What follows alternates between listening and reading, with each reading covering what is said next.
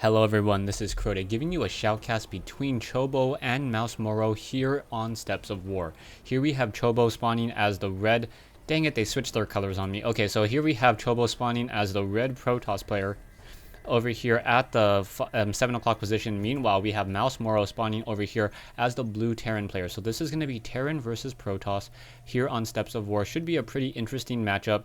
I did see game 1 on Metalopolis. I thought they would keep the same colors as I saw red and blue, and I started the game, but oh well. So yeah, game 1, Chobo doing a great job in that game. Mouse Morrow also doing a very early expansion, and not even at his natural, to try to get an economic lead, but it didn't really work out for him.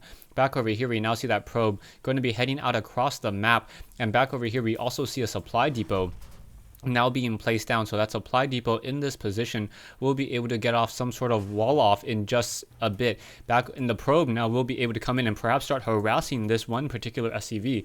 So this SCV is going to start to get zapped, and now the one SCV fighting against another. That probe will pull off in just a moment. There we go, taking 5 points of real damage as another SCV now giving chase. Perhaps this SCV will, no, now going to do some scouting instead. Oh, going to start repairing this SCV. So that SCV, however, in a little bit of an awkward position, wasn't able to quite repair, and now able to repair. And are they going to start fighting once again? Now fighting back and forth. Who's going to win out on this fight? This probe already had 5 points of damage, and this SCV at 25 and a second, and this SCV now coming off to start repairing this another SCV again. So really a careful micro here in order to keep up these SCV, and this is probably one of the best anti or dealing of the harassment I've seen come in from a Terran player. We do see that the refinery is now already up, so quickly throwing down 2 additional SCVs onto there, as this probe will be forced to pull back in just a moment. Back over here, we already see the gateway now up, another pylon, and we should probably be seeing a cybernetics core being warped in just a moment, as 3 probes now being transferred over. So this one probe now back, and now we see another supply depot being placed down, and this probe is going to try to deal damage to this SCV, but the SCV on the backside of that supply depot, and that one probe will not really be able to deal anything there. Back over here, continuing the chrono boost this nexus here, as now one SCV coming into the base. Perhaps this Morrow will throw down a bunker and try to do some sort of bunker harassment, forcing some of these probes to come off, as we did. Oh no, for a second I thought I saw a Marine coming out across the map, but no, the Marine decided to return home. We have one factory now being placed down here. So a factory now being placed down here, as well as now we are just getting the second assimilator up and continue to get saturation over here. A refinery now being placed down, and we'll be able to head on in there in just a moment as well. Back over here, we now see Marines continuing to be trained, a factory over here, and now this SCV is going to decide to pull out in just a moment, as a stalker will be popping out in just a second as well to deal with any sort of fast moving units. We have one SCV now running around on the inside, coming back, and there is my daughter, if you can hear her. My wife is taking care of her, so I believe she's okay. And now SCV gonna be able to come up here. We do see a bunker now in position, and now getting a tech lab. So Morrow going to start producing some siege tanks, most likely in just a moment, as a stalker now going to try to move out. However, with that bunker in position, those Marines will have a range of 6. So that stalker will try to walk up that ramp, get shot a little bit, and then pull back. He really wants to try to get some sight into that base. So you see that stalker now going to move up there, and now, yeah, quickly getting shot, and now unable to really deal any significant damage, as that one Marine sitting at 35 hit points. Not going to really be able to do anything there. We do have a siege tank, and siege tech research should be researched in just a moment. And Morrow already salvaging that bunker for that additional 100 minerals. Very nice, but still not getting that siege tech. I'm a little surprised by that, but the siege tank, probably with that range of 7, will be able to deal a lot of damage towards that stalker if it tries to continue to push. Back over here, production wise, we see a robotics facility off of a 2-gate. So Chobo pretty much opening up with the same exact thing once again. Stalkers, sentries, and zealots. We do see a robotics facility now warping in, as well as now a siege tank, and now building a command center. So Morrow playing the economic game. Army-wise, both sides fairly small, 450 versus 375. However, Morrow deciding to throw down this command center and try to get a significant economic lead. We do see one probe now making its way over. We'll quickly see that there is nothing here, so no command center here, but there is always a possibility of a Terran player lifting it off and putting it back down. Now in this position, we see some stalkers, sentries, and a zealot here, and also a chrono boosting an observer that could not be trained up because he's supply locked. So yeah, now getting 2 additional pylons to try to remedy that, but the energy has already been wasted from that nexus in order to try to chrono boost a building that couldn't really train up anything there. Back over here, we now see an observer moving out across the map. I do not see any sort of missile turrets. And do we have, yeah, no, we do not have an engineering bay yet. So the only way that Morrow will be able to deal with this is by trying to do any sort of scanner sweep. I do not think Morrow sees this observer at this time. And yeah, he does not see this observer. So without noticing that that observer is there, it's going to be very, very difficult. You can see Chobo just getting all the information that he wants to see. Army-wise, 1,050 versus 900. Siege tanks sieging over here, trying to protect these expansions. And there are also some Marines. Marines may try to jump into those bunkers in just a moment.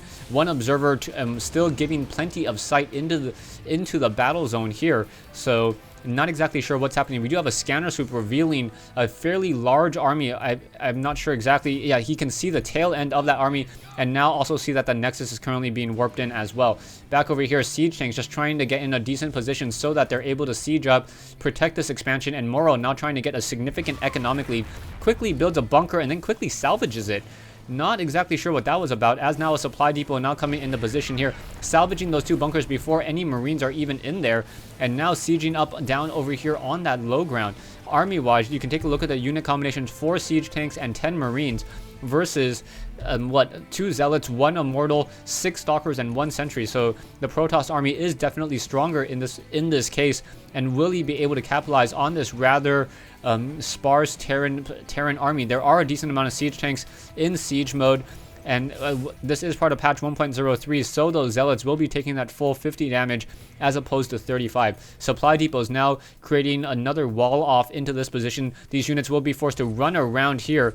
And however, there is one observer, so that observer does see that there are these siege tanks. May not try to do any sort of push just quite yet, as we are now getting more and more immortals.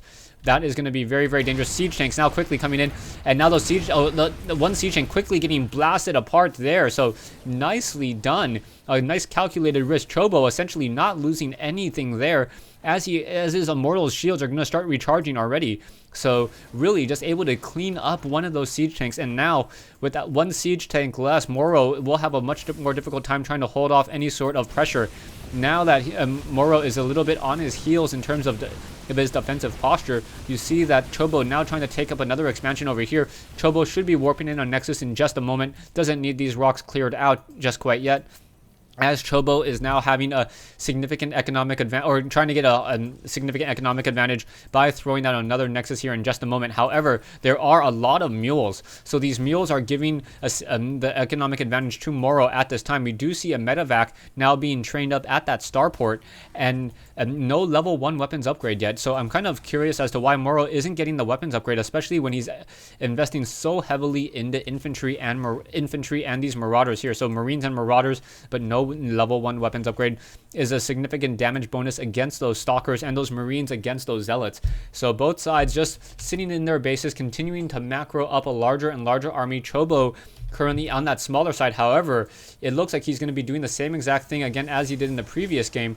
going for gateways, getting that getting the Templar archives, and now researching Psystorm. As he continues to chrono boost this, he will be also able to get that amulet research, and that amulet research allows those Templars to warp in with 75 energy already, which is enough to get off one Psystorm. Absolutely critical. Back over here, we are now seeing the Templar archives continuing to be chrono boosted. We also see a Dark Shrine now being warped in. The Dark Shrine looking like pylons if you're not careful. You have to really click on the building in order to understand what that particular building is. One scanner sweep, and it does reveal that one observer, and are those, yes, able to actually shoot that out of the sky, as now these bunkers are now coming into position. Is this going to be enough though? No ghost, no EMP, one Marine pushing out, very, very daring Marine there, just acting as the spotter with only one medevac as support, and now we see that those bunkers are in position. So decent bunkers. We also see the sensor tower in play, giving radar to the Morrow, and with that radar, it is going to be fairly difficult for Morrow to get surprised attack. However, Chobo now getting this Nexus, and now getting perhaps the level 1 upgrades in just a moment. The amulet research should be completed in just a moment. Dark Shrine also will take quite some time as well. 100 units of time. It takes twice as long to build as a Cybernetics core. Marines and Marauders quickly getting dropped off over here to try to deal with this. expansion over here, trying to deny any sort of mining. This one assimilator will get shot down and will start to delay any sort of gas mining as more supply depots are continuing to be laid down over here. Those supply depots will choke up any sort of zealots and stalkers if they're just simply trying to attack, move into position. These Marines and Marauders, however, not trying to engage. A little bit surprised at what exactly the tactic is at this time. Some siege tanks are not sieged up. Perhaps they will try to come into position, and now we see a Dark Templar joining in on this fight, and there are there is one missile turret. Sorry, so there is one missile turret into this position. Does that missile turret see it? No, it does not see that there. And now in come these Dark Templars. Dark Templars, and that radar is not a detector. So that one Dark Templar may be able to walk all the way straight into that base, quickly finding that there is no expansion over here. However, the Marines and the Marauders siege tanks able to finish off this expansion. So Chobo is in a little bit of trouble here as these Marines and Marauders quickly run away from those Dark Templars. Dark Templars are now being built. Dark Templars now going to start racking up those kills, currently on 5 kills, 6 kills. Is it going to get more and more? Marines trying to come over, trying to offer a Gauss rifle for help, but not unable to really do anything else. Another Dark Templar quickly getting shot down there. And here comes one Dark Templar. Is it going to get some kills? Yes, 1, 2. Is it going to get any more kills after that as it continues to give chase? No. Oh, there. Quick scanner sweep, and down goes one of those siege tanks, though. So that siege tank's getting blown up. I believe that was a siege tank. I think there was a bunker here and a siege tank here. Back over here, we now see Dark Templars, Immortals, High Templars now moving out. Psystorm's going to be absolutely critical. Marines and Marauders positioning themselves over here. 2 siege tanks blasting away at these units. Another siege tank on the high ground. Will it be enough? Proper positioning, and in comes this fight here. And now a Psystorm on top of those siege tanks. Immortals, Medevacs trying to heal up more. Bunkers in a very, very defensive posture. Army is simply just doing too much, and Chobo is forced to say GG. So Morrow playing a great game this time, getting a lot of siege tanks and able to hold off this attack, even though Chobo had the economic advantage and by setting up this additional expansion. However, because he wasn't trying to overcommit to this one particular expansion, trying to destroy it, only using siege tanks on the ground and Marines and Marauders to spot, he was able to clear out this expansion with little to no casualties. Those Dark Templars were going to give Morrow a run for their money. However, Morrow, using scanner sweeps and a couple well-placed missile turrets, was able to deal with that Dark Templar aggression. Thanks for watching. Thanks for listening. I hope you guys enjoyed this 1v1 replay between Morrow and Chobo here on Steps of War.